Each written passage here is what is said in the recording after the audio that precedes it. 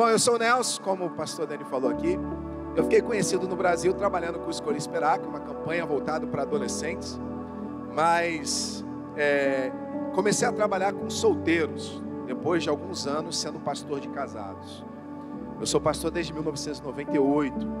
Então esse ano eu completei 21 anos de ministério pastoral. O Escolha Esperar só tem 7 anos.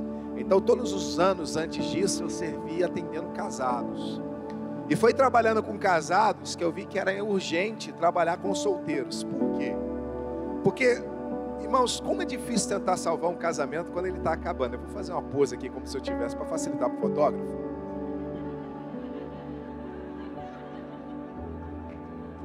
Irmão, eu não sou chegado na beleza, então, senão não sai uma foto boa, irmão, pelo amor de Deus. Então a gente faz sempre essa... E foi trabalhando com casados. É muito difícil tentar salvar um casamento quando ele está acabando. Então eu senti um chamado no Senhor de salvar o casamento antes mesmo que ele comece.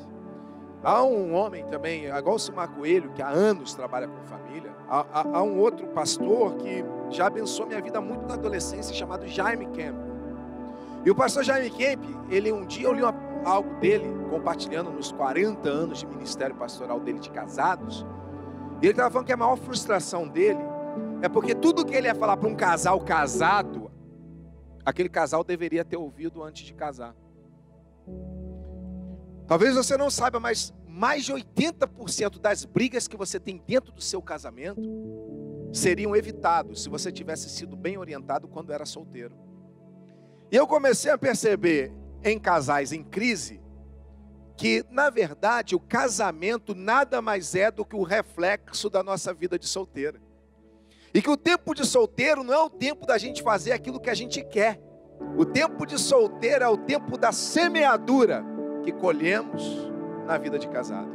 E atendendo casados, eu comecei a perceber que muito do que a gente recebe, vive, tem na vida de casado, nada mais é de escolhas que você fez no tempo que você estava solteiro. Então foi aí que eu entendi e recebi um chamado do Senhor de, ao invés de tentar salvar os casamentos acabando, vamos salvar antes mesmo que eles comecem. Porque talvez, se um casal de namorados tem a oportunidade de ouvir verdade sobre o casamento e não ilusões, porque casamento não é fácil, irmão. Quem já casou aqui sabe. E a gente nutre muitas expectativas erradas em relação ao casamento. E a maioria dos casais passam pela decepção depois do casamento. Eu perdi a quantidade de vezes que eu ouvi em gabinete pastoral mulheres decepcionadas com maridos que elas casaram, que depois de 3, 4 anos perceberam que aquele homem que elas estavam casadas hoje não se parecia com aquele homem que elas namoraram. Parecia que elas estavam, porque aquele homem, quando eram namorados, se interessavam por tudo que ela fazia, se interessavam pela vida dela, gostava de conversar com ela, amava visitar a família dela, não saía da casa dos pais dela, mas depois que casa não quer nem mais voltar e nem pisar lá, né? Briga, vamos lá, tem que ir lá, né? Na minha família você não vai e tudo mais. Então vinha aquela decepção. Então foi trabalhando com casados que a gente decidiu se dedicar para os solteiros.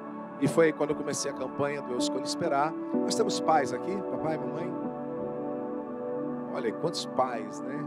Então, papai e mamãe, esse trabalho hoje é para os seus filhos, né? Só que trabalhando com adolescente, um dia o pastor me ligou e falou assim: Nelson, vem aqui dar uma palestra para os meus adolescentes, rapaz, que o negócio aqui tá feio. Os adolescentes aqui, Nelson, com a vida sexual ativa. Pais, vem aqui ensinar a eles sobre sexo. Eu falei: não, pastor, tarde demais ensinar sobre sexo. Eu já estou até fazendo, então tá tarde, né? Eu tenho que ensinar outra coisa, né? Eu tenho que desconstruir. E aí eu comecei a perceber, hoje as coisas mudaram muito rápido, irmãos. As coisas são bem diferentes de 30 anos atrás, de quando nós éramos adolescentes, 25, 20 anos atrás. As coisas mudaram muito rápido. Então hoje a gente tem que se antecipar um pouquinho, às vezes até ministrar o coração da criança, não sobre sexo, mas protegê-la em relação à sexualidade. Por quê? Uma das estratégias do diabo é despertar precocemente nas crianças. Eu sempre conto uma história, você que é pai, você que é mãe, somos nós que discipulamos os nossos filhos, não é a igreja. É você que ensina. E aí, às vezes, nos nossos seminários que trabalham sobre sexualidade para adolescente, tem muitos pais que não deixam o filho ir. Ai, minha filha, e no negócio, aprender sobre sexo, sobre sexualidade, na igreja. Minha filha não tem idade para isso, não. Na verdade, sua filha não tem idade, já passou da idade. Porque se você não ensinar, pai, ela vai aprender tudo errado com os colegas da escola e com a televisão e com o YouTube e com aquele youtuber que ela gosta, que seu filho gosta, e vai aprender da maneira totalmente errada. Então somos nós, temos que nos antecipar. Essa musiquinha, cadê ela na mesa de som? Você solta ela no final para mim? Porque eu vou tentar ser engraçado igual o Silmar, mas com essa música eu não vou conseguir, né? Tá me dando um clima, vontade de, né, já fazer o apelo, já chorar, já fazer, né, ministrar arrependimento, então, mas a gente já solta ela, mas gostei dela, mas aí senão o povo, o Silmar já arrebentou aqui, aí eu vou ter que tentar contar um negócio aqui, o pessoal ri, né, vai ser difícil fazer você rir depois do show que o pastor Silmar deu aqui hoje, né, então assim, orem pelo nosso trabalho, nosso ministério. Agora a gente vai se dedicar também para crianças, né? Tinham 2 crianças. Você vê como é que as coisas mudaram, pais. Você que ainda não é pai, né, mãe? Presta atenção nessa história. Tinham 2 criancinhas de 4 anos de idade, conversando no jardim de infância. Aí um menininho de 4 aninhos chegou pro coleguinha e falou assim: você sabe o que encontraram lá no pátio da igreja? Aí o coleguinha: não, o que acharam? O colega fofoqueiro falou: encontraram uma camisinha. O coleguinha assustou: uma camisinha? Uma camisinha. O coleguinha ficou pasmo, né, com a notícia, no pátio da igreja, uma camisinha, meu Deus, onde vamos parar? Aí ele ficou pensativo alguns segundos, olhou para um lado, olhou para o outro, chegou perto do coleguinha fofoqueiro, né, e bem baixinho ele falou assim: explica uma coisa, o que é pátio? Se você não entendeu a piada, pergunta para o coleguinha aí do lado que ele vai te explicar. E que lição que a gente tira dessa história? Aquilo que é para a criança saber, ela não sabe. Mas aquilo que não está no tempo dela saber, ela já sabe. Então eu uso essa ilustração para você entender como que os tempos mudaram. Mas quero convidar você a abrir um texto bíblico para a gente, da palavra. Gênesis 2:24. Gênesis 2:24. É um texto que todos aqui já conhecem. É o texto onde Deus institui o casamento. Gênesis 2:24. Rapaz, cara bonita ali na foto, hein? Vocês pegaram a foto bonita minha, né? Sabe como é que foi essa foto? Tem que fazer pose, que se pegasse eu pregando, a foto não serviria ali pro... Olha lá, diz assim a palavra de Deus: por essa razão, o homem deixará seu pai e sua, e unir-se-á a sua, e eles se tornarão o quê? Uma só carne, queridos. Bom, eu tenho descoberto, trabalhando, eu trabalho para os jovens. Alguém aqui ainda não casou, levanta a mão. Ô Senhor, tenha misericórdia dessas almas. Algumas ainda não entraram na terra prometida, né? Então, bem-vindos aí ao time. Já vai aprendendo já no curso, tudo você tem que aprender, mas depois você não falar lá: ah, meu Deus, me arrependi, que aí já está demais. Então, vai aprendendo tudo agora. Bom, há uma diferença muito grande, quer dizer, entre casar e casamento. Todo mundo quer casar, e o problema é o casamento. Aqui tem 2 situações. Aqui tem primeiro para casar, e o segundo etapa, o casamento. Casar e casamento, irmãos, a gente acha que é a mesma coisa, mas não é. Casar é uma coisa, casamento é outra. Casar, irmãos, é um evento que acontece na nossa vida. Casamento é um processo que a gente entra. É igual aceitar Jesus e se converter. Quando você reconhece Jesus como Senhor e Salvador da sua vida, é uma decisão que você toma. É um evento que acontece na sua vida. Um dia você entrou na igreja, você ouviu uma mensagem, aquela mensagem tocou seu coração, você se identificou com ela e você reconheceu o senhorio de Jesus. E você disse sim para Ele, apesar de já ter te escolhido antes de você escolhê-lo. Mas você um dia reconhece, identifica Ele como seu Senhor.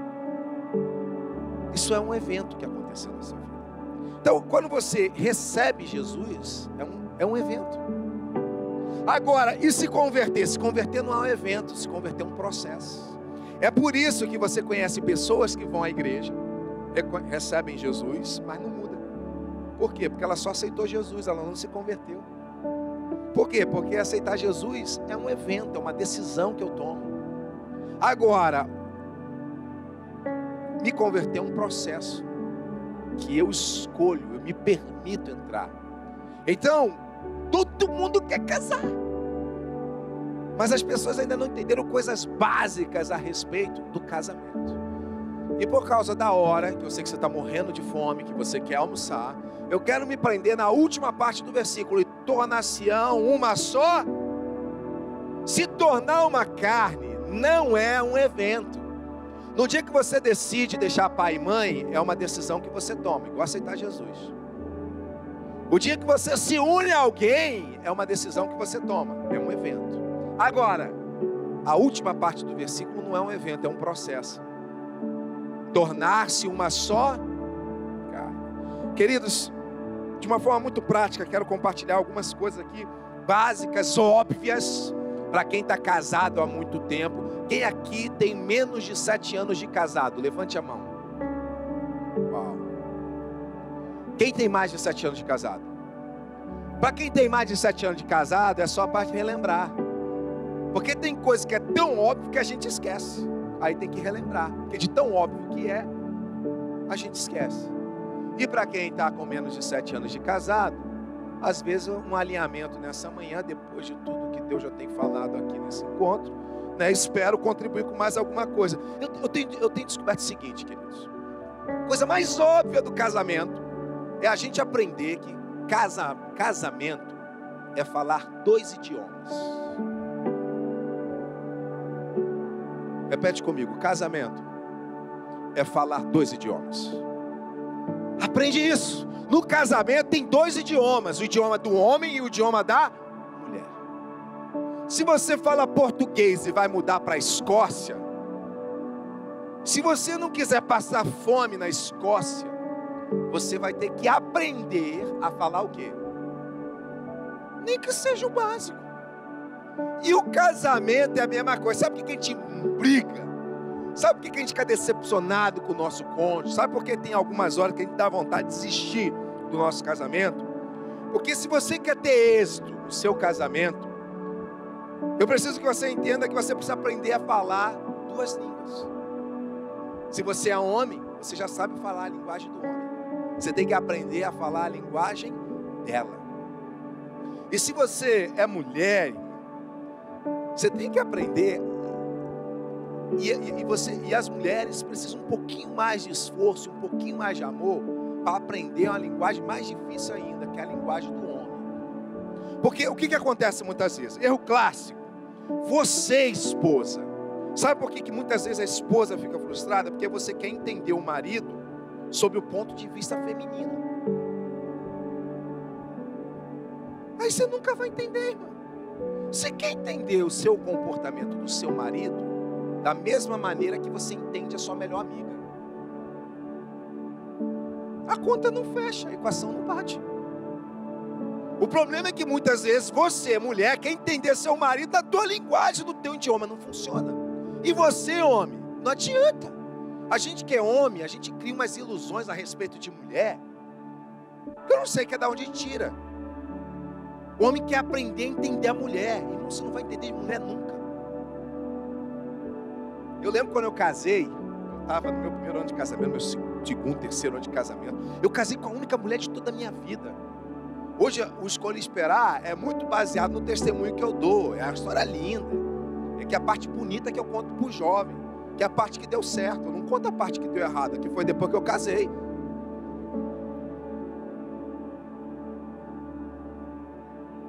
Aí para os casados eu conto, porque os jovens já não estão casando. Se eu contar a parte feia, é que ninguém casa mesmo.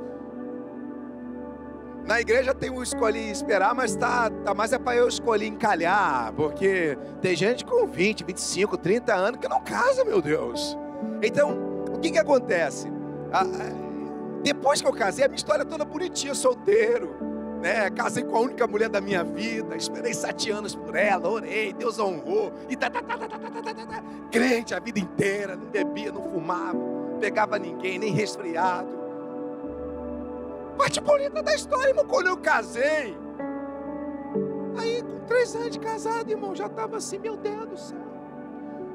Eu ligava para o saque todo dia, saque é aquele serviço de atendimento ao crente, sabe? Falava, Deus, a mulher que tu me deste, é uma bênção, eu não quero devolver, mas Deus, não tem manual, Deus, eu aprendi tudo na palavra, só não aprendi, Deus, como que entende mulher. Deus, eu falo A, ela entende B, ela fala assim, eu entendo D. Deus, a gente não está se entendendo. E a gente começou a ter sérios problemas no nosso casamento. Eu que sempre fui um cara comunicativo, ela também, a gente se comunicava, brigava mais do que... A ver que a calada era melhor, porque tentando se comunicar aí que o negócio andava. E eu orava, Deus, me ensina, como que eu entendo, Deus? Me ensina a entender as mulheres. Aí Deus não respondia a oração. Eu falei, não me ensina a entender as mulheres não, Deus. A mulher, uma, só a minha, tá bom. E eu orava até um dia que eu aprendi algo. Um dia o Espírito Santo falou, você quer aprender sobre como entender as mulheres? Eu falei, sim, Deus. Vocês nunca entenderam as mulheres. Eu falei, uau, obrigado, Jesus. Você ajudou pra caramba. Nossa, salvou meu casamento essa informação. Até o dia que eu entendi. E aí vem a parte da administração. Eu falei, filho, você não precisa entender, Ângela. Mulheres não foram feitas para serem entendidas. Eu as criei para serem amadas. O dia que ela se sentir amada, ela vai se sentir entendida por você. E eu tive que aprender a falar o idioma dela. Porque até ali eu estava tentando levar o meu casamento falando só um idioma. E o casamento é falar 2 idiomas. Então às vezes você pensa assim, ele me ama, logo ele me entende. Não, irmã, não. O fato dele não te entender não quer dizer que ele não te ama. E o homem também, né? Às vezes ele acha que a mulher... pastor, minha mulher é complicada demais, minha mulher fala demais. Então eu quero dar umas dicas práticas para a gente lubrificar nosso casamento. Irmãos, quando nós chamamos de sexo oposto, olha para a pessoa que você casou. Você casou com alguém do sexo oposto, amém? Ou é um Kinder Ovo, veio com a surpresa dentro? Não, né? Misericórdia.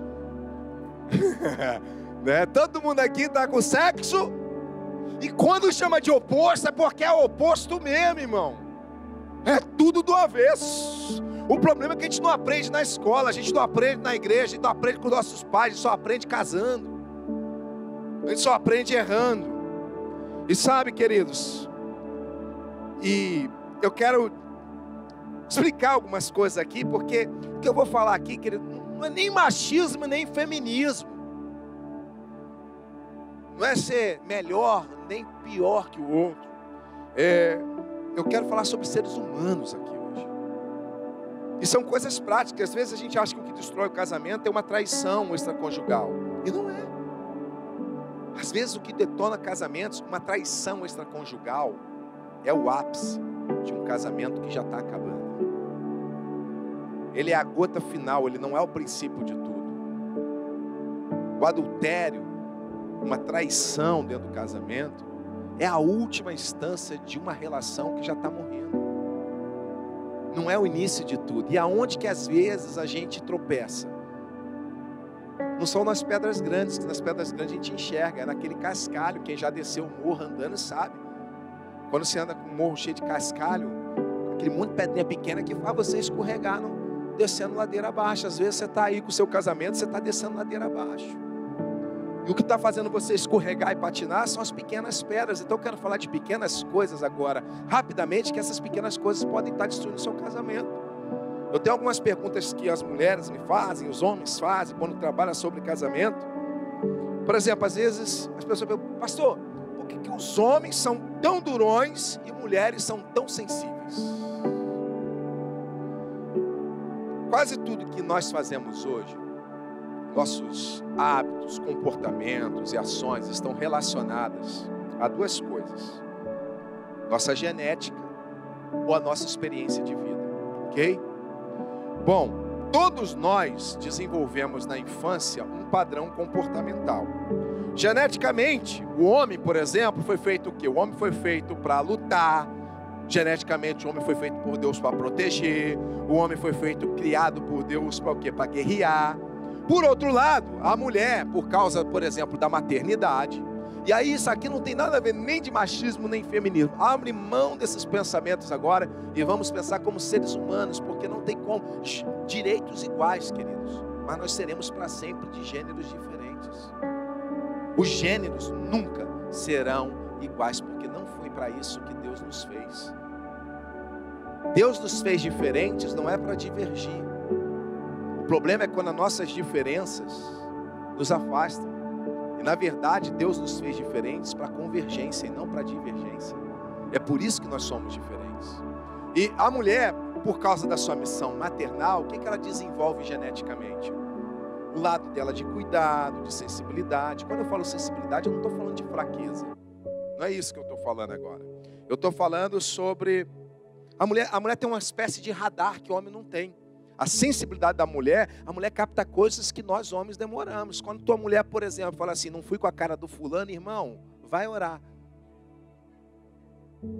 E às vezes você volta com uma proposta, tal, que você conheceu um cara, e o cara te fez uma proposta, um negócio maneiro, e você se empolga, aí tu chega todo empolgado, tu leva para conhecer, fala para tua mulher, toda empolgada, ela vai, conhece lá o cara que fez a proposta, tá todo animado, quando ela chega em casa... Fui com a cara daquele homem. E você todo empolgado no projeto. Sabe o que é duro quando a mulher não gosta de algo que a gente está engajado? É que aí tem dois problemas. Um de gostar e o outro depois de pedir desculpa.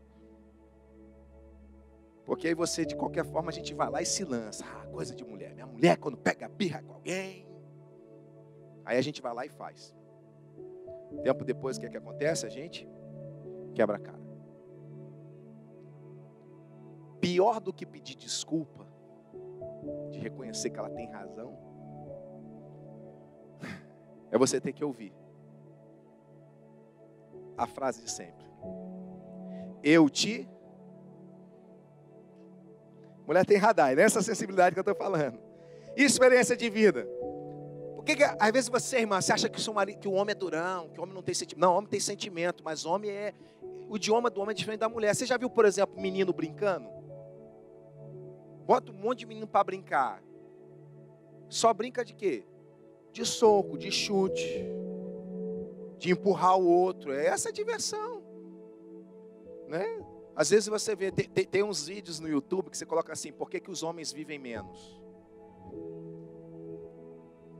Às vezes tem coisas que você está vendo assim na internet, você pode ver coisas, acidentes que acontecem, gente que se machuca. Você vê, é homem inventando moda, a mulher nunca vai fazer aquilo, meu Deus. Eu acho que falta um parafuso nos homens.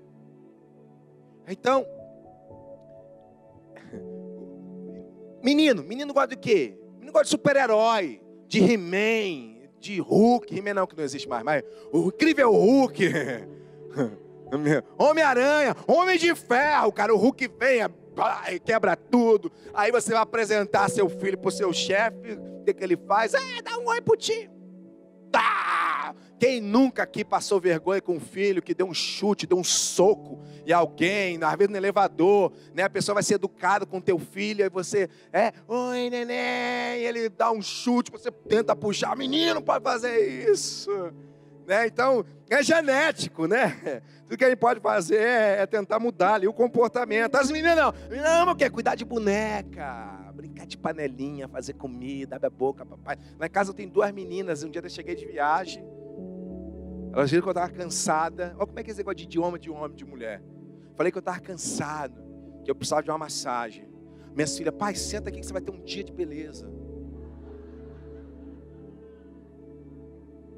Sentei. Relaxa, pai. Relaxei. Aí veio a mais nova com um balde de esmaltes.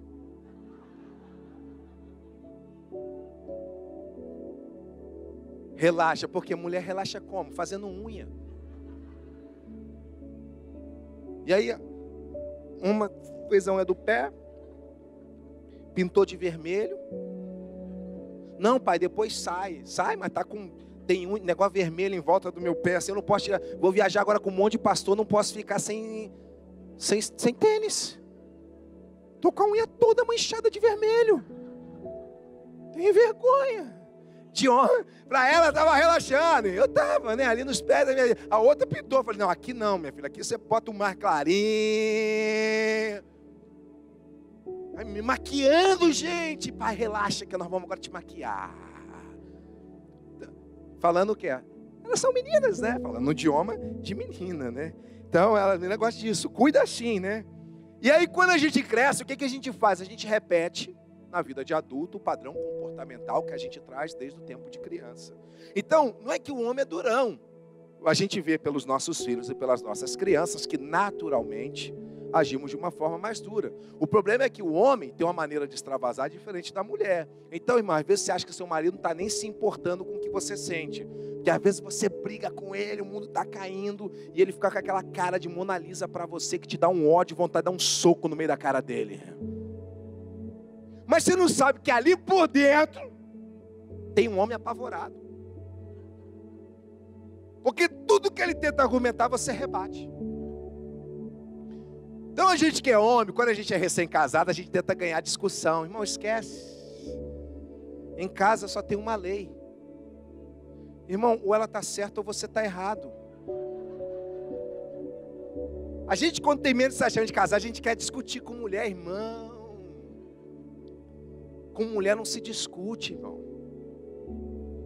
Agora, também tem outro lado. Se você também não discutir com ela, você não se importa. Então você chega um momento no casamento que você prefere calar, porque você vê que quanto mais você tenta se justificar, mais você apanha. Mas ela fica brava. Aí o que você pensa como homem? Porque a gente pensa como homem, a gente não pensa como mulher. A gente pensa assim, rapaz, eu não vou mais falar nada, eu vou responder só sim, e vou dizer, tá bom, você tá certa. Nossa, mano. Aí quando você tá tentando terminar a conversa para não continuar a briga. O problema é que sabe como é que a mulher entende quando você faz isso? É que você não se importa com os sentimentos dela. Ela fala, mas eu sei que você não quer que eu fale, mas fica olhando com essa cara pra mim, olha, que ódio quando você fica olhando. Aí você não sabe o que é pior, se calar ou falar alguma coisa. Porque se você ficar calado, você piora as coisas, mas se você falar também, espero ter ajudado, seja feliz no seu casamento.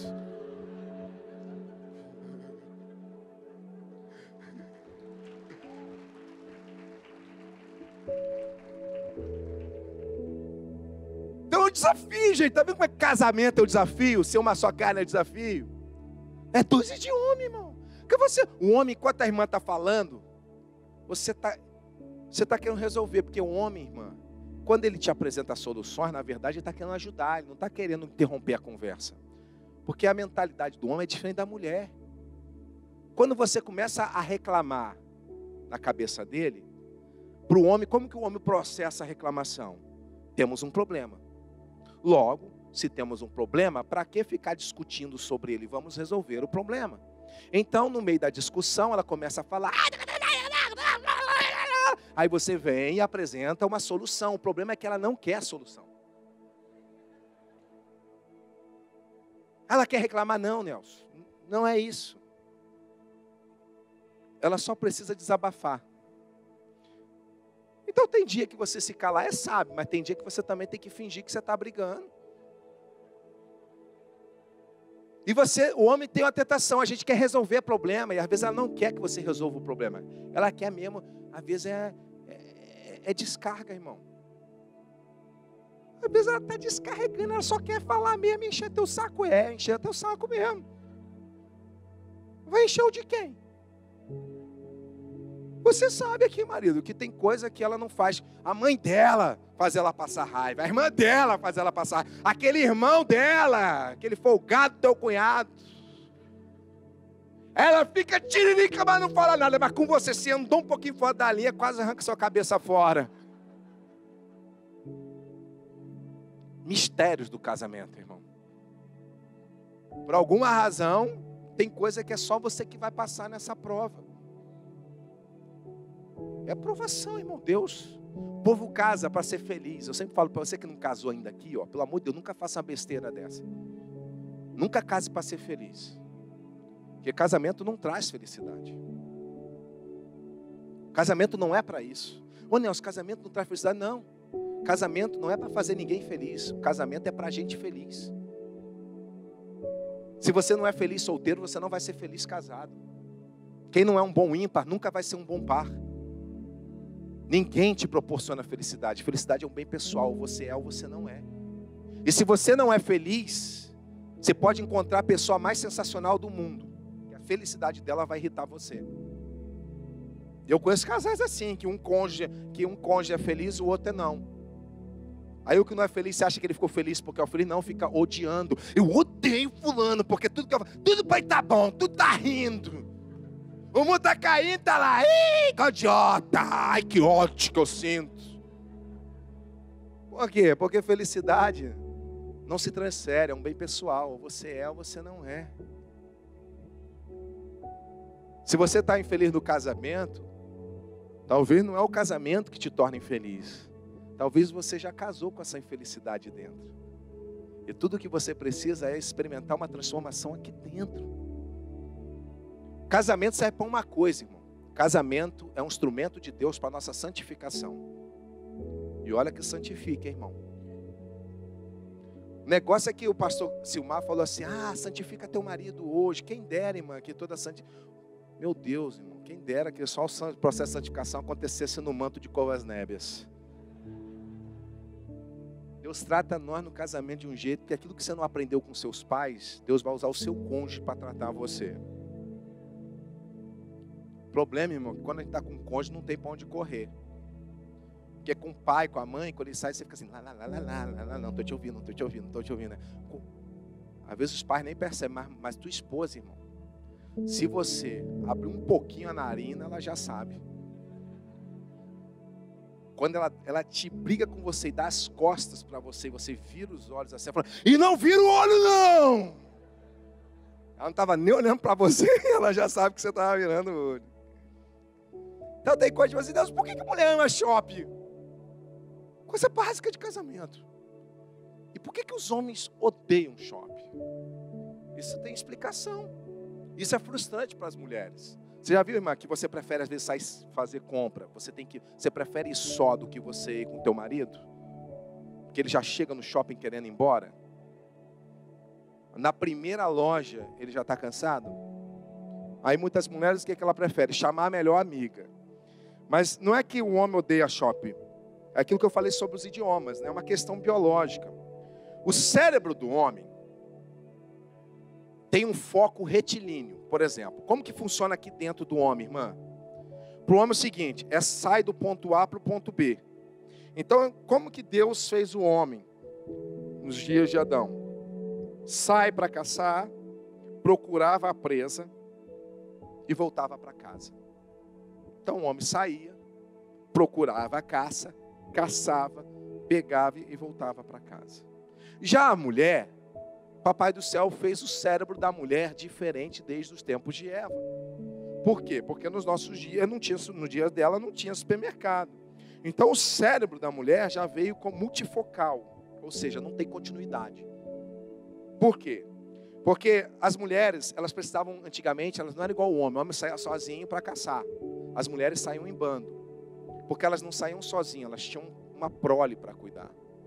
Então as mulheres saíam em bando, e elas gostavam de, claro, sair em bando, um monte de gente conversando, se distraía no meio da plantação.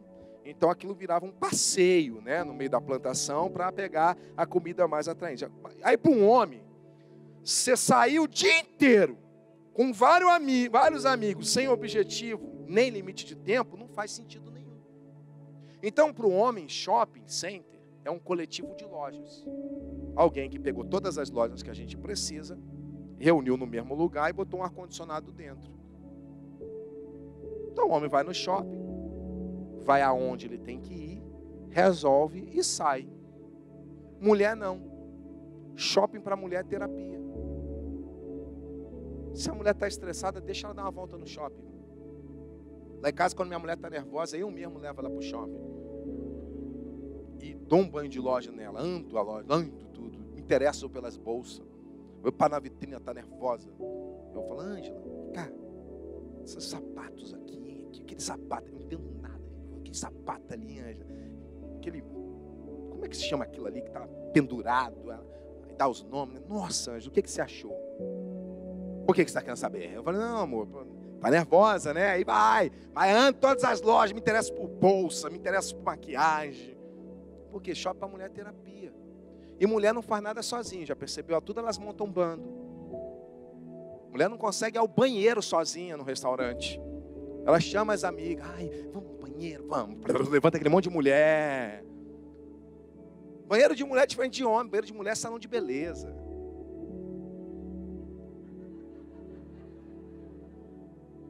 Banheiro de mulher é salão de beleza. Você está lá, gente, uma conversação. Mulher entra falando no banheiro, para não perder conversa, o papo tá bom. Nada atrapalha uma boa conversa entre mulheres, nem o banheiro. Então elas entram junto. Ai, menina, deixa eu te contar um negócio, vem cá. Ela entra na casinha com a porta aberta, a amiga encosta a porta. Então, menina, fulana, nem te conto. E pega lá, limpa, já joga e vai. E menina, vai ficar. Banheiro de homem não, irmão. Banheiro de homem parece presídio.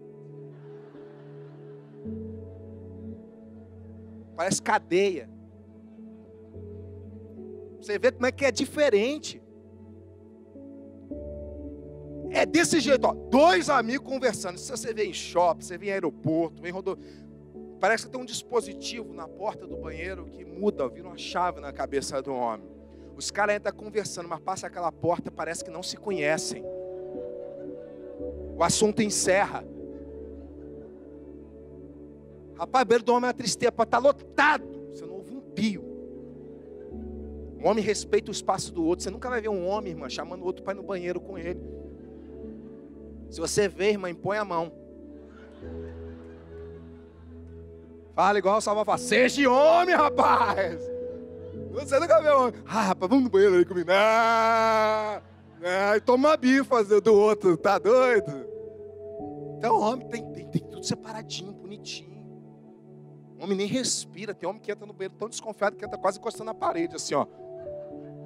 Chega lá nos mictóriozinhos que não tem divisão, só tem uma divisãozinha assim. Rapaz, o cara olha fixamente para a parede, ele nem ousa olhar para o lado. Que é invasão de privacidade. Aí quando ele sai dali, o papo continua. Nós somos diferentes, tá entendendo? Agora imagina essas pequenas coisas no dia a dia do casamento, é isso que desgasta. É esse que é o desafio de se tornar um. Porque é falar dois idiomas. Por exemplo, às vezes o marido fala assim, Nelson, cara, minha mulher reclama demais. Minha mulher fala muito. Irmão, se você está aqui que você casou com uma mulher que fala muito, você não ganhou na Mega Sena sozinho. Você não é o único não, irmã. Mas deixa eu falar, marido, não é que só mulher fala demais. Mulheres amam falar, é diferente. Isso, a neurociência também explica. No cérebro da mulher, a região da fala é mais ativa do que no homem. E na verdade, a região da fala na mulher, no cérebro dela, fica em lugar diferente do homem. Por isso que você, irmã, quando fala muito e seu marido se cala, você fica frustrada com ele. Por quê? A região da fala na mulher fica na mesma região da sociabilidade. Falar para a mulher é se relacionar. Já para o homem, em ressonância magnéticas, quando um homem fala, não acende na mesma área que a mulher. A área que acende no homem é a área da lógica. É no lugar onde ele pensa, na área do raciocínio, onde ele faz conta. Então o homem se comunica o homem fala para comunicar fatos.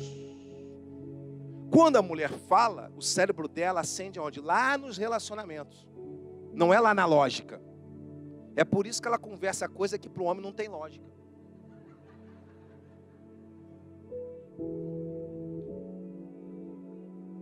Por quê? Porque para o homem falar é só para comunicar fatos. A mulher é capaz de virar a noite batendo papo e ainda assim tem muito assunto. Para virar mais várias noites seguidas se ela tivesse condição. Porque para a mulher falar é se relacionar. Para o marido não. Para o homem falar, irmã, é comunicar fatos. Só vê homem pescando. Eles ficam horas juntos. não trocam uma palavra. Você já viu mulher pescando, irmão? Não tem.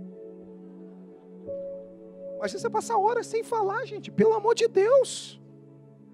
E não é uma coisa nem de certo e nem errado, nem que o outro é melhor nem pior, somos diferentes. É falar 2 idiomas, irmão. Homem se comunica com gesto, para poupar a palavra. Faz só. Um olha para o outro. Mais 1 hora sem falar. Quem tem filho aqui, vê 2 meninos jogando videogame. Vira a noite jogando. O máximo que ele fala é xingar o outro. Ah, ganhei, otário! E volta a jogar. Mulher não ia conseguir. Não tem graça ficar jogando a noite inteira sem falar. Então, somos diferentes. Então, assim, em pesquisas dizem que o homem fala de 2.000 a 4.000 palavras no máximo por dia. E o cérebro da mulher foi projetado para falar de 6 a 8.000 palavras.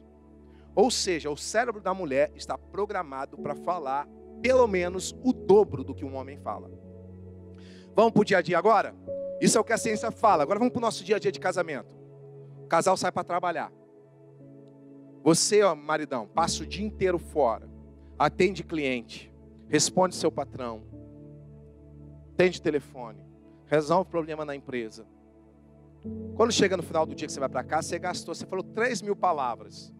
Você já falou o mínimo que precisava, que era 2.000, e não bateu a cota, 4.000. 3.000, está feliz.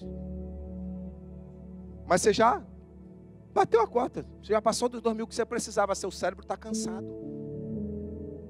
Você já gastou tudo lá no trabalho. O que você quer fazer quando chega em casa?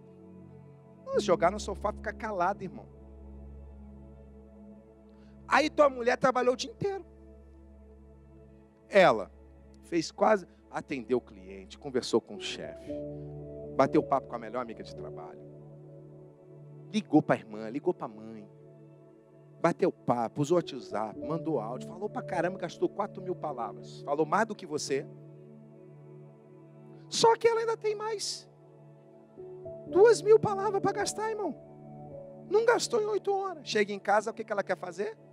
Bater a cota.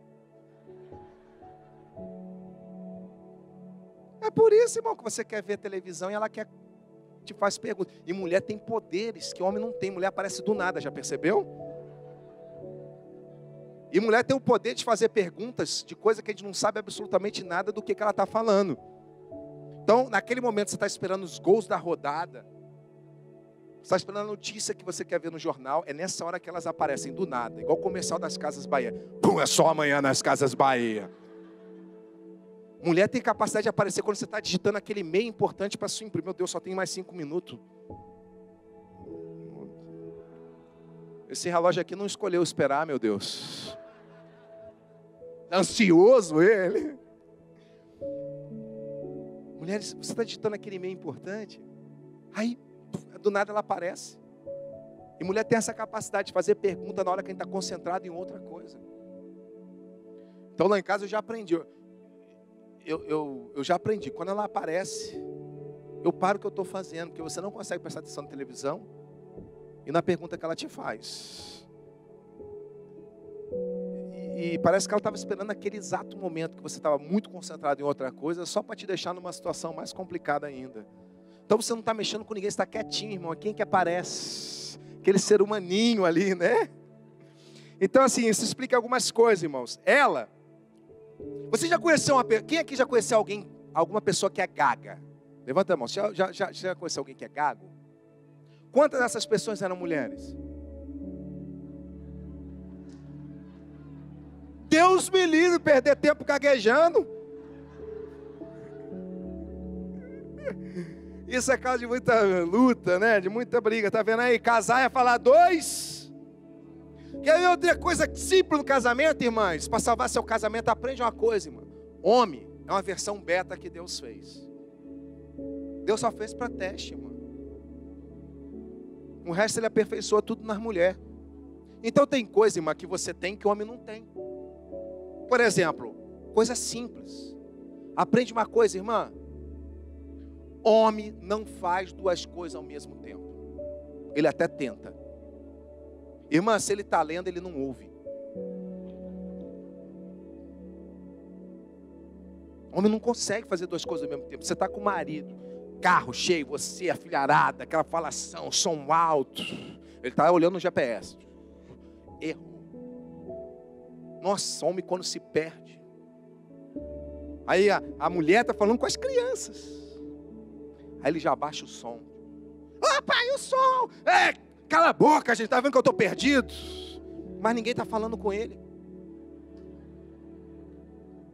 Ele não consegue dar foco. Ele não sabe fazer duas coisas ao mesmo tempo. Ou ele procura ler o GPS, ou mesmo que ele não esteja nem prestando atenção na conversa, ele não consegue conectar. Então, às vezes, minha esposa conta de você, marido, também aprende isso, tá, irmão? Para de querer fazer duas coisas ao mesmo tempo. Então, não finge quando tua mulher está conversando, não finge que você está ouvindo. Porque você não está, você sabe. Ali Deus falou ali, eu senti que Deus está falando ali com aquele casal muito forte. No início do casamento, eu tentava, que às vezes eu estava digitando lá um e-mail importante, daqui a pouco eu sentia aquela presença do meu lado, assim. Mas eu não podia perder o fio da meada, mas no mesmo tempo que eu estava digitando, ela falava algo. Eu perdia o que eu estava digitando e não ouvia o que ela estava falando, mas eu não podia perguntar o quê, porque se eu perguntar o quê para a mulher, já era, né? Nossa, você nunca presta atenção nas coisas que eu falo. Então aí você fica. Então hoje, quando eu já sinto a presença dela, eu já paro tudo. Falo assim, Jesus não é aqui. Até porque minha mulher tem 1,5 m, né? Jesus não viria 1,5 m de mulher, né? Não, eu falo, não é. O diabo também não é, que não está dentro da minha casa. Já sei quem é, só pode ser aquele ser humaninho. Então o que eu faço? Eu paro tudo. Eu já tentei muitas vezes fazer duas coisas ao mesmo tempo, mas quando ela chega, eu paro, irmão. E sou bíblico. Faça igual Samuel. Fala, Senhor, que o teu servo ouve.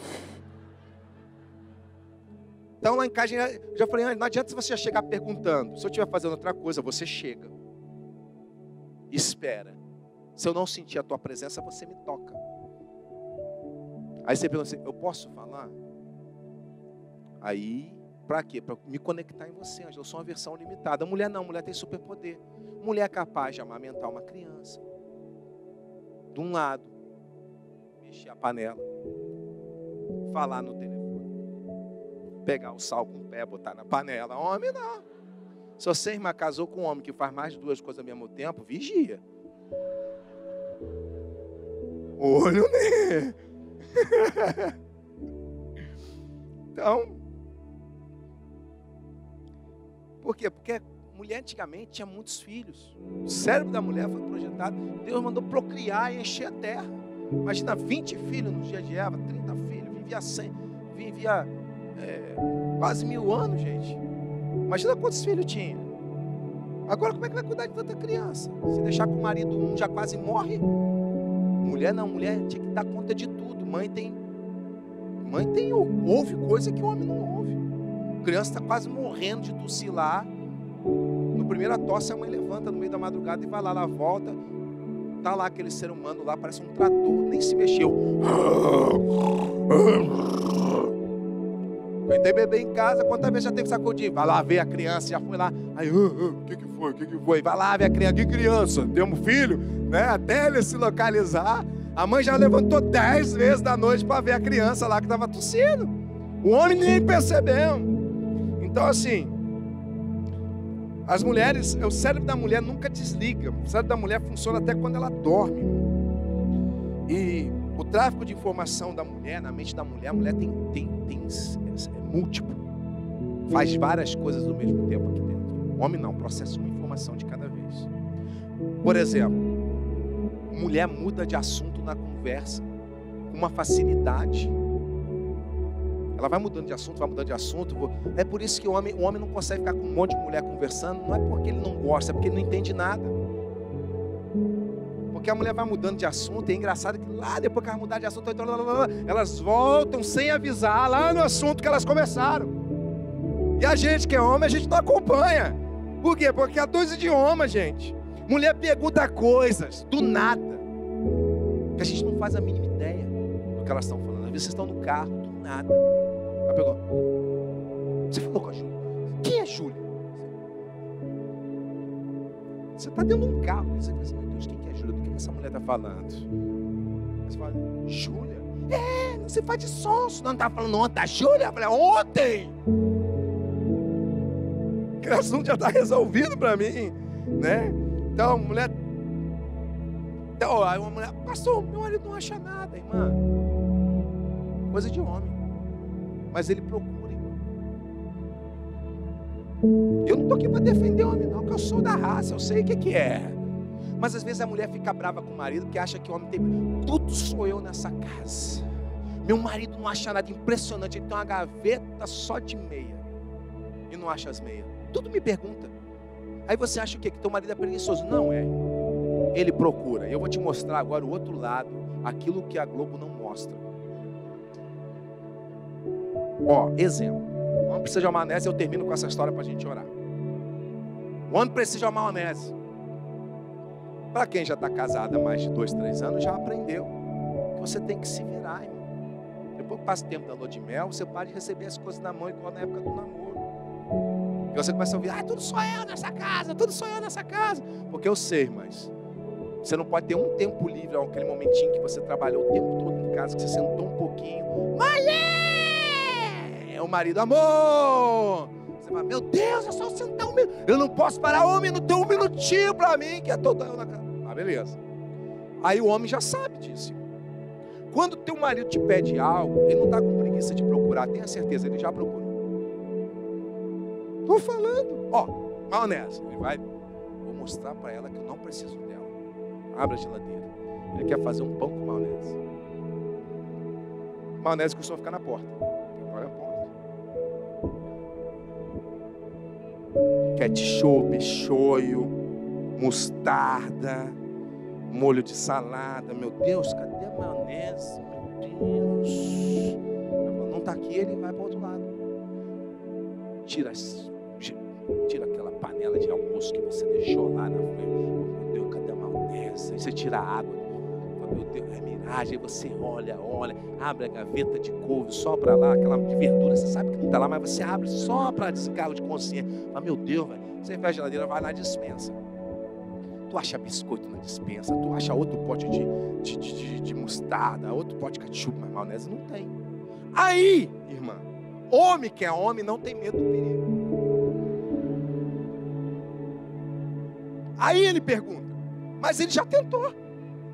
Ele olhou tudo e viu, não tem. Então aí, e quando o homem já tem mais de 7 anos de casado, a gente já pega umas manhas, né? Já sabe como que aborda. Então, amor, não precisa levantar não. Tem maionese?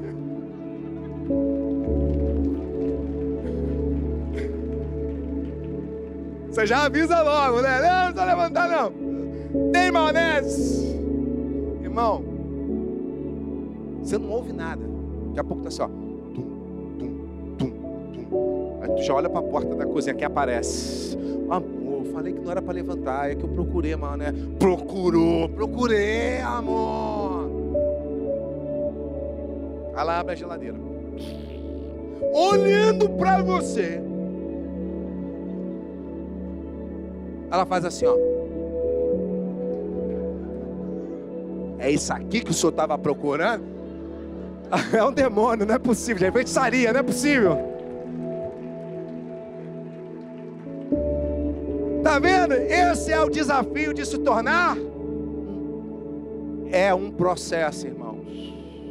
Casamento não vem pronto. Casamento se constrói. Quanto mais alto o prédio, mais profunda é a base, mais tempo leva. A parte que mais demora numa obra, que dá mais trabalho e ninguém vê, é aquela que fica debaixo da terra. Casamento é um processo, uma construção a dois. É um processo que você entra, não é um evento que acontece. O problema é que a gente acha que casamento é dividir a vida com alguém. Esse é o lado que dá errado o casamento. Você já ouviu falar isso? Fulano vai casar, vai dividir a vida com alguém. Casamento não é dividir a vida com ninguém. Casamento é se entregar por inteiro. Porque se você, no seu casamento, você está dividindo a sua vida com alguém, você só está entregando uma parte, a outra você retém. E aí o casamento não dá certo, porque não é essa a proposta do casamento. A proposta do casamento é você se entregar por inteiro. Porque quando você entrega só uma parte, você fica com a outra. E é nessa outra parte que você continua sendo você. E é aí onde o casamento não acontece. Porque o casamento é o desafio de nos tornarmos. Faltam 5 minutos para o meio-dia. Muito obrigado por esse tempo juntos.